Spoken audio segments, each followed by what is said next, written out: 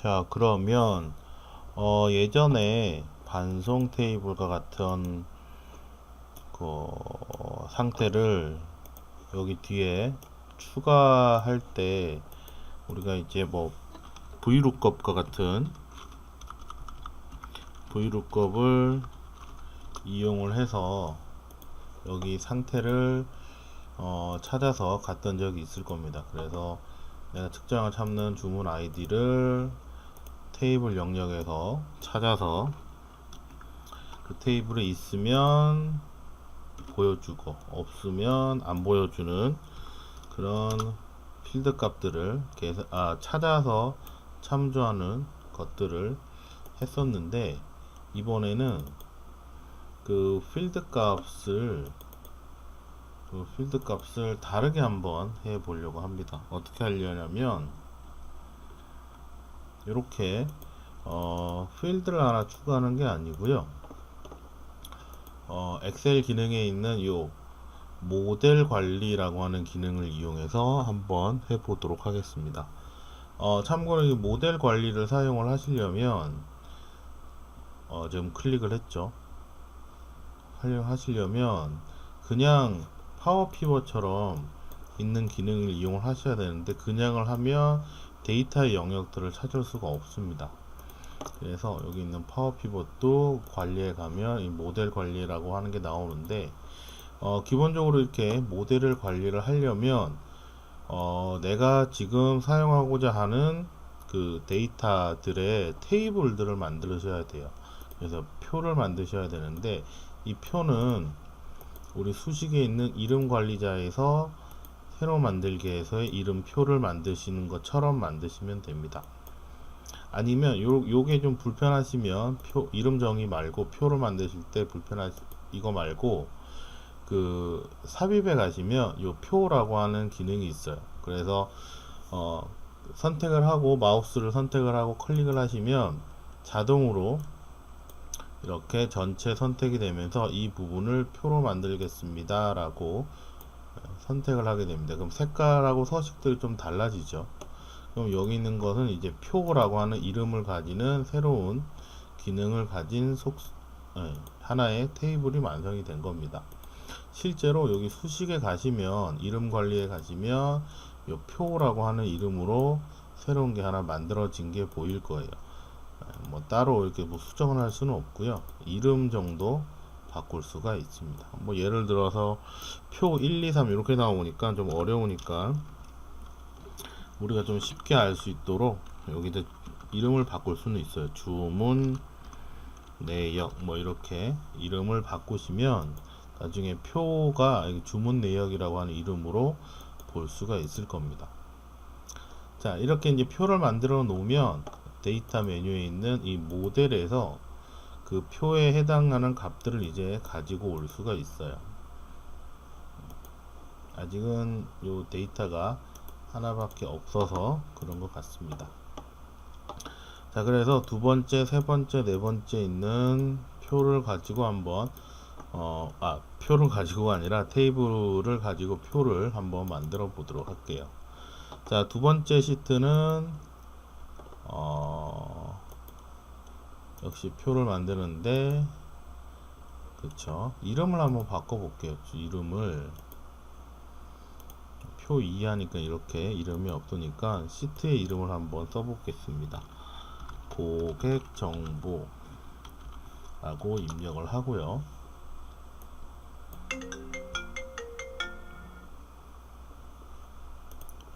그 다음에 세 번째는 반송도 한번 표를 만들어 볼게요. 이름을 여기서 한번 바꿔 볼게요. 그냥 표를 이렇게 반송 정보로, 반송 정보. 자, 이렇게 해서 여기를 만들어 봤습니다. 색깔이나 모양이 좀 바뀐 게 보이시죠? 자, 그 다음에 이 데이터에 보시면 아까 모델은 없었는데 이 관계라고 하는 애가 이제 활성화가 된 걸 볼 수가 있어요.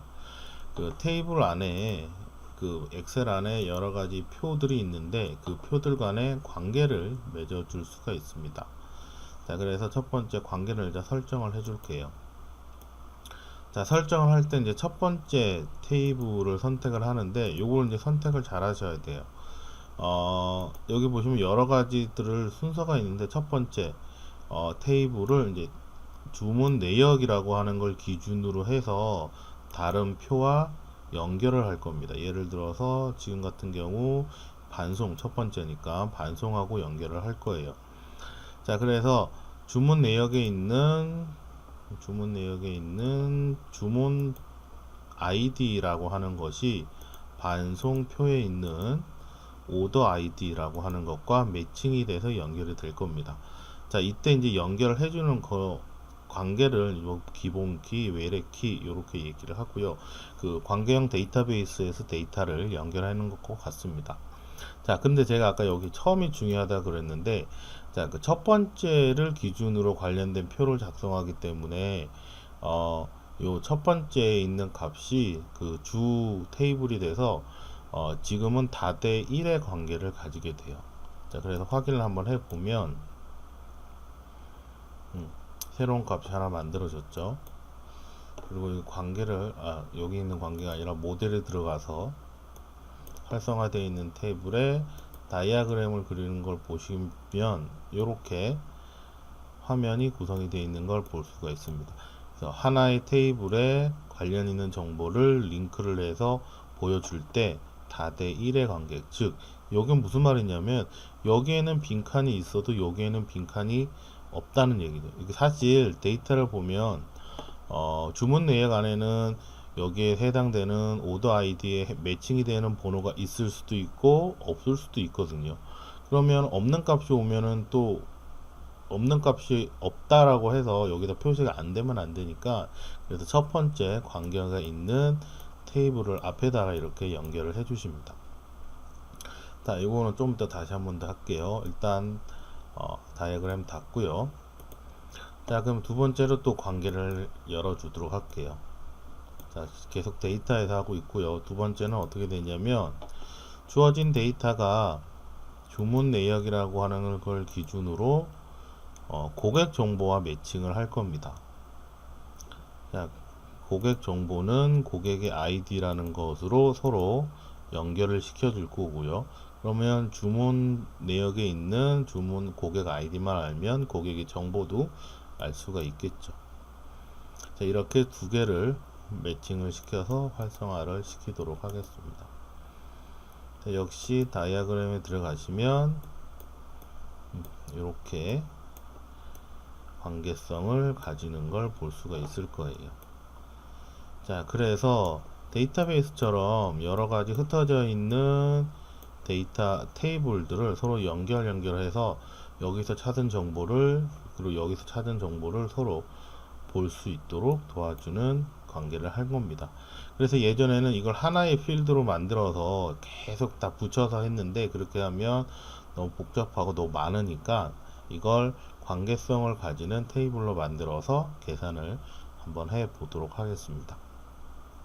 자, 그 다음에 이제 이걸 가지고 그냥 바로 시작하시면 테이블로 나오는데요. 우리는 이제 데이터를 분석을 할 거니까 지금 현재 보고 있는 화면에서 바로 피벗 테이블로 완성을 하도록 할게요. 그러면 엑셀에 새로운 피벗 워크시트에 저 정보가 활용이 된 피벗 테이블이 완성이 될 겁니다.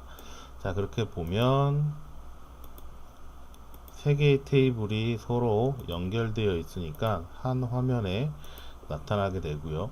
이 정보들은 아까 관계를 맺었기 때문에 하나의 정보가 다른 정보를 참조할 수 있습니다. 무슨 얘기냐면요. 예를 들어서 주문된 건수를 한번 계산을 해 볼게요. 자, 그리고 주문된 건수를 모델이기 때문에 이제 고유한 개수 이런 걸로 계산을 할 수가 있습니다. 그 다음에 이걸 반송 상태를 클릭해서 보면 리턴이 된 거랑 비어 있는 거랑 이렇게 구분해서 볼 수가 있죠. 그래서 전체 주문 건수 중에 리턴된 건 61건, 그 다음에 리턴되지 않은 건 6390 4건 이렇게 되는 거죠. 물론 여기 있는 값은 저 필터가 살아있는 동안에는 이렇게 네이밍을 바꿔서 사용하셔도 크게 무리가 없을 겁니다. 그 다음에 뭐 고객이 어느 있는지, 자 여기 주문 내역에는 고객 이름은 없죠. 고객 아이디는 있으나 고객 이름은 없습니다. 그렇죠? 근데 고객 이름을 알고 싶으시면 밑에 값을 고객 이름으로 넣어갈 수가 있겠죠. 아이고 뭐가 계속 많이 돌아가네요. 전 취소할게요. 빼버리시고 고객 아이디만 넣으시면 고객 아이디 이름만 넣으시면 이름이 나오겠죠. 그렇게 되면 뭐 어느 지역에 어떤 고객들이 있는지를 알 수가 있을 겁니다. 자, 이렇게 해서 분석을 시작을 하시면 아마 쉽게 시작하실 수가 있을 거예요.